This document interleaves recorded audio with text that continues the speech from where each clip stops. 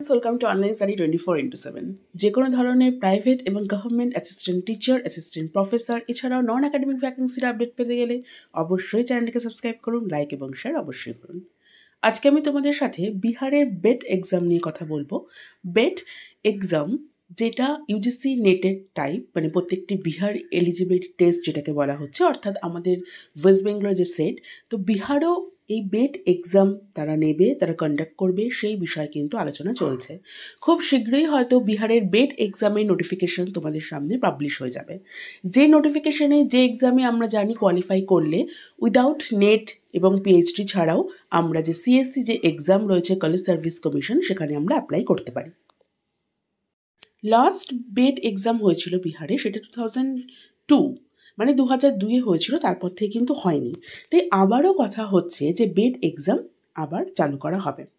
তাই bet exam যেটা, সেটা হচ্ছে একদম বিহার স্টেট ইউনিভার্সিটির তরফ থেকে একদম যাকে বলে ম্যান্ডেটরি করা হবে ক্যান্ডিডেটদের অ্যাপ্লাই করার জন্য। এরপর থেকে হয়তো খুব শীঘ্রই তোমরা নোটিফিকেশান দেখতে পারবে।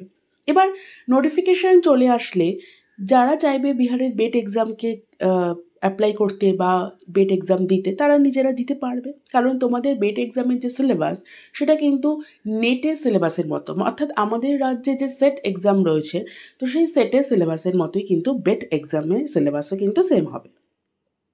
এর থেকে জানানো হয়েছে তাদের কলেজ সার্ভিস কমিশনের পোস্টও রয়েছে অনেকটাই, তো সেই পোস্টকে তারা ফিল করার জন্যই এক্সামটা নিচ্ছে, বেট এক্সাম। তাই বেট এক্সামের নোটিফিকেশান আসলে আমি তোমাদের সাথে আলোচনা করে দেবো কীভাবে কী অ্যাপ্লাই করতে হবে। তোমাদের যদি মনে হয় যে তোমরা এক্সাম দেবে বা যারা রিলোকেট করতে আগ্রহী, তারা কিন্তু অবশ্যই এক্সাম দিতে পারো। এই বিষয়ে নোটিফিকেশান আসলে আমি বিষয় নিয়ে সরাসরি তোমাদের সাথে আলোচনা করব। জাস্ট আমি বলে রাখলাম, খুব শীঘ্রই কিন্তু বেট এক্সামের নোটিফিকেশান আসবে, যেটা বিহার এলিজিবিলিটি টেস্ট নামে পরিচিত হবে। দেখা হচ্ছে নেক্সট ভিডিওতে। টাটা।